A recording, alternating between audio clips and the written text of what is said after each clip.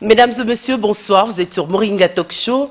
Bienvenue à cette émission. Il nous plaît à dire parfois qu'il n'y a pas lieu à la compensation, mais en droit, on parle de la compensation entre deux personnes, à la fois créanciers et débiteurs. À la bourse, on parle de l'opération de compensation. Et en érotique, on parle de la compensation, mais surtout lorsqu'il s'agit de la correction de l'effet du réacteur sur un gouvernail d'un avion. Vous le savez déjà, fidèles téléspectateurs, Jean-Claude Roger sur ces plateaux, prêt à nous répondre sur le mécanisme de la compensation. Ce soir, Jean-Claude Roger, je rappelle, c'est un expert diététicien, un spécialiste en comportement. Alors, les défenseurs de toutes les mères et femmes qui nous suivent en ces moments et les préférés de tout le Congolais à travers le monde. Bonsoir, monsieur Jean-Claude. Comment allez-vous? Grâce sur grâce, Ange, bonsoir. Wow, j'ai aimé la couleur de votre cravate. Hein. Bleu. Ciel. Bleu ciel. Oui. Oui. Bleu ciel. Alors, le ciel est dégagé, Ange Trésor. Vous aimez le bleu? Le bleu et le blanc. Ouais, ça vous va bien. Hein? Et votre montre, là, je regarde, et puis le fond, c'est bleu toujours. Le fond est bleu. Le fond de ma montre est bleu. Alors pourquoi tant de bleu? Parce que le bleu, je pense que c'est la couleur des rois. Faites ça. Monsieur Jean-Claude Roger, Madame Ange Trésor, on parle de la compensation. Oui. On est dans notre troisième étape Oui. de la compensation parce que le sujet était la consolation. Oui. La consolation avait 4 étapes. La première étape, on a parlé du reconfort. Du reconfort, voilà. Oui. La semaine dernière, on a parlé du remplacement. Oui. Et aujourd'hui, on parle de la compensation et la semaine prochaine on parlera du dédommagement. Voilà, alors, ça sera la dernière étape. Nous sommes sur l'avant-dernière étape, voilà, de la consolation, la compensation. De la compensation. Et puis vous nous avez dit en définition que la compensation est un mot latin, Oui. qui veut dire compensation. Compensation. Oui. Hein, c'est ça. Oui. Alors vous avez dit c'est l'action d'établir un équilibre entre deux choses. Que voulez-vous dire par là? Expliquez-nous en plus. Alors la compensation, c'est l'action d'établir un équilibre entre deux choses. Ange Trésor, tu sais que je ne démarre jamais comme ça, je commence toujours par une boutade. Oui. Et à te faire rire, je te dis j'adore ta robe. Oui, c'est toujours Vlisco. Hein. J'attaque pas directement. La semaine dernière, on a parlé du remplacement. Oui. J'ai dit à nos téléspectateurs ceci, on peut tout remplacer mais pas Vlisco. Hein. Tout à fait. Voilà. Ange Trésor, vous parliez de la compensation. De la compensation, vous avez dit c'est l'action d'établir un équilibre oui. entre deux choses complémentaires. Oui, deux choses complémentaires. Mesdames et messieurs, j'ai pris ça parce que on parle de couple. Oui. On parle souvent de couple. Oui. Et les gens ont tendance à dire je veux me marier, etc., etc. On se marie et on se met en couple. Il y a une dame qui est venue me voir et elle me dit ceci: Monsieur Jean-Claude Roger, quand votre émission commence, mon mari a tendance à dire oh non, non, non, il dit beaucoup trop de vérité, on zappe. Alors je dis à ce monsieur aujourd'hui, je ne prendrai toujours pas votre défense, je vais m'occuper toujours des mamans. Oui. Alors puisqu'on va parler du couple, on va parler de la compensation. De la compensation. Et donc en fait, dans le couple, on a besoin on parle de compensation. Un couple, on parle d'équilibre. C'est-à-dire que quand Dieu met deux personnes en commun, si c'est dans la volonté de Dieu et si c'est dans la dispensation de Dieu. Et on dit ce couple est compatible. Ce couple est compatible, mais on parlera de compensation et d'équilibre. Si dans votre couple, il n'y a pas d'équilibre, le couple est bancal, le couple est boiteux. Beaucoup de couples, beaucoup de gens aujourd'hui souffrent d'un déséquilibre dans le couple. C'est-à-dire que quand tu te mets avec quelqu'un, c'est pour créer un équilibre. Oui. C'est-à-dire que tu as d'un côté ce que représente l'autre en tant qu'entité et l'autre personne également.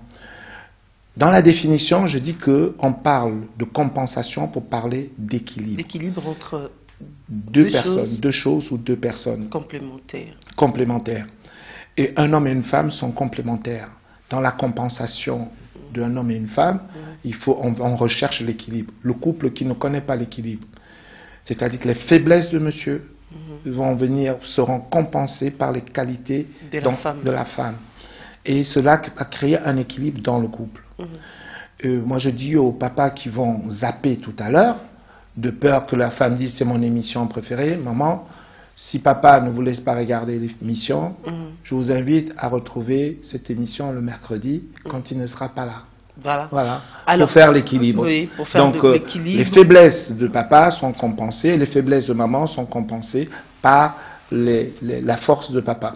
Vous utilisez ces mots pour parler des dédommagements des mal par le bien, d'une perte par un profit, d'un inconvénient par un avantage. Dans le langage courant, cela doit entrer en compensation de la perte qu'il a faite. Cela mérite une compensation. Oui, c'est que quand par exemple, quelqu'un vous a créé un préjudice, on parle de dédommagement, de compensation. Quand vous allez à recours à un tribunal, vous allez demander un dédommagement, mais également le tribunal va estimer que vous avez subi un préjudice, il va vous donner une compensation, c'est-à-dire quelque chose qui viendra équilibrer ce que vous avez perdu, l'équivalent de ce que vous avez perdu. Vous avez perdu une maison, d'accord, on va demander une juste compensation, c'est-à-dire qu'on va vous donner de l'argent en estimant le prix de la maison que vous avez perdue. Alors, puisqu'on parle aussi du couple, en cas de divorce, ça va se passer comment? Ben, disons qu'en cas de divorce, ça dépend. Maintenant, tu me demandes de rentrer dans un domaine très complexe mais simple que je vais expliquer en deux, Trop trois... simple. Voilà. Alors, très simple comme d'hab. Voilà. Généralement, dans un couple, on a ce qu'on appelle le régime matrimonial. D'accord? C'est-à-dire qu'un couple normalement constitué, les gens qui vont se marier aujourd'hui doivent se référer à un notaire, d'accord, pour établir le cadre juridique dans lequel ils se marient. On se marie dans un cadre juridique, d'accord, où tu te maries en communauté de biens, où tu te maries en biens séparés, tu vas faire un contrat de travail. C'est qu'il fait un contrat, un contrat de mariage, Ce contrat de mariage va donc établir le cadre dans lequel vous vous mariez. Donc, où vous êtes en communauté, ce qui est courant, souvent en Afrique, on se met en communauté de biens universels. De biens universels. Mais en réalité, si vous mettez en communauté de biens universels, si vous venez à vous séparer, vous êtes en droit de revendiquer une contrepartie du bien accumulé pendant le mariage. Par contre, si vous vous mariez dans un régime de biens séparés, d'accord, tous les biens qu'ont acquis le couple, si c'est le mari peut s'engager individuellement, par son nom et à titre individuel. C'est-à-dire les dettes du mari n'incombent pas à la femme et vice-versa. Donc, si le mari venait à décéder, d'accord, les ayants droit du mari vont payer les dettes. Les ayants droit du mari, c'est sa famille, d'accord, et ses enfants. Mais la femme n'aura rien. Elle peut aussi ne rien avoir. Wow. Oui, puisque vous avez un contrat de mariage. J'achète une voiture, on est marié, si c'est sur un contrat de régime séparé, la voiture, c'est ma voiture. Demain, quand tu t'en vas, tu ne peux pas revendiquer ce bien. Tu n'as pas droit. Tu n'as absolument pas droit. Mais par contre, les voitures que tu as achetées sont tes voitures. Ma voiture, c'est ma voiture. Ma maison que j'ai achetée, j'achète des choses à mon nom. Je vais même jusqu'à faire ma déclaration fiscale séparément de la tienne. Les dettes que tu contractes auprès d'une banque t'incombent toi. Je n'ai rien à voir là-dedans. Tu as ton compte et tu peux tirer, faire des chèques, faire des crédits. Ça ne me concerne pas. Demain, tu ne peux pas payer. On ne peut pas venir dans la maison saisir les biens qui m'appartiennent. Enfin bref, on n'était pas parti pour faire une démonstration. Voilà J'aurais dit que je laisse ce domaine aux juristes, c'est leur domaine, c'est pas mon domaine. Je simplifiais juste une explication. Et un jour, quelqu'un m'a dit, il en sait trop, c'est pas normal. Non, simplement, c'est que j'adore lire, je lis tout le temps. Il a fait votre force. On dit que chaque fois que tu passes une journée, si tu n'as pas appris quelque chose, tu as perdu ta journée. Tu as perdu ta journée. Ah, je suis passionné de lecture. En trésor, je dévore. Dans ces cas, M. Jean-Claude Roger, dans quel cadre avons-nous besoin de la compensation? Dans le cadre de la banque, par exemple. Les banquiers, entre eux, ont besoin de compensation. Ils appellent ça la chambre de compensation. C'est-à-dire qu'ils se retrouvent à la banque centrale, si c'est une fois par semaine ou une fois ou tous les jours, d'accord, faire ce qu'on appelle la compensation des avoirs. C'est-à-dire que je vais venir avec un montant de chèque en disant, vous êtes de la BI quelque chose et moi je suis de la CFA quelque chose. Puisque les banques commencent toujours BI. BIAC, BICIC, BM, BO, BAM, je ne sais pas. Ils ont toujours plein de noms comme ça avec un B. Eh bien, toi qui représentes la banque B et moi qui représente la banque C, on va se retrouver dans la chambre de compensation. Je vais dire, voilà, j'ai pour $10 000 de chèque émis par tes clients. Ils sont arrivés à ma banque, à un de mes clients.